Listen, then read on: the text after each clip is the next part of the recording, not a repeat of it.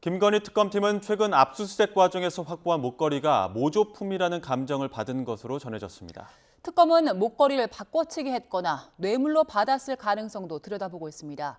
취재 기자 연결합니다. 이준엽 기자.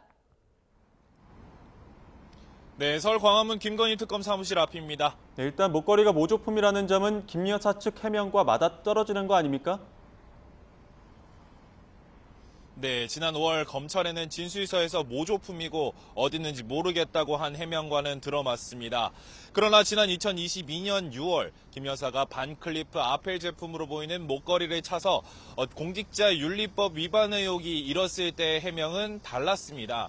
당시 대통령실은 일부는 지인에게 빌렸고 일부는 소상공인에게 샀다고 해명했는데요.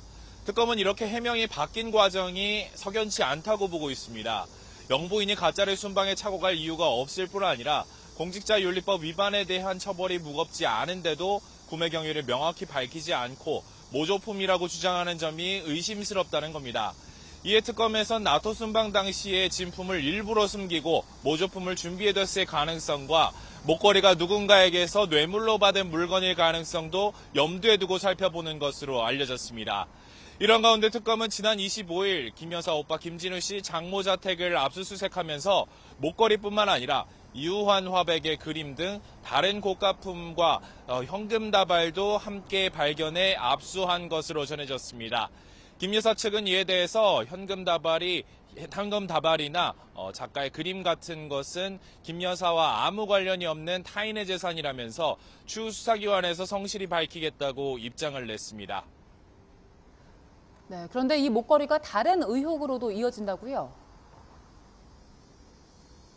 목걸이 논란 직후 윤영호 전 통일교 세계본부장이 건진법사 전성배 씨에게 김 여사에게 주라면서 바로 새 다이아몬드 목걸이를 건넨 것으로 알려졌습니다. 목걸이를 빌렸다는 해명을 보고서 빌리지 말고 하고 다니라면서 전달했다는 건데요. 이 밖에도 윤 전 본부장은 통일교 현안을 청탁할 목적으로 전 씨에게 명품 가방 등을 건넨 혐의를 받고 있습니다. 이와 관련해서 윤 전 본부장은 잠시 뒤 서울중앙지방법원에서 정치자금법 위반 등 혐의로 구속영장 실질심사를 앞두고 있습니다.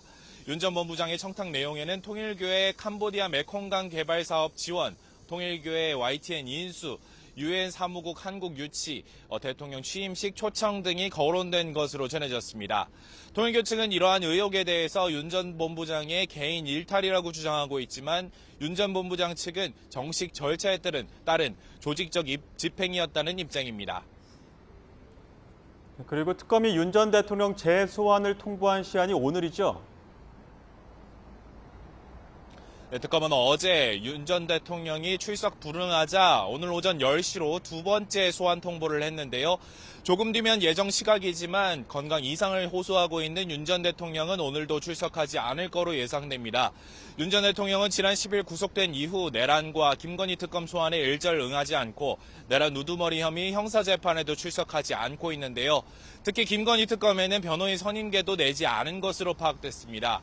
특검은 어제 2차 소환 통보 뒤 이번에도 응하지 않으면 체포영장 청구 등 강제 수사를 염두에 두고 있다면서 소환조사 불응 횟수는 체포영장의 중요한 요건이 아니라고 강조하기도 했습니다.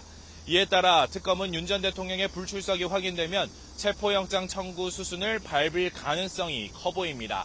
지금까지 김건희 특검 사무실 앞에서 YTN 이준엽입니다.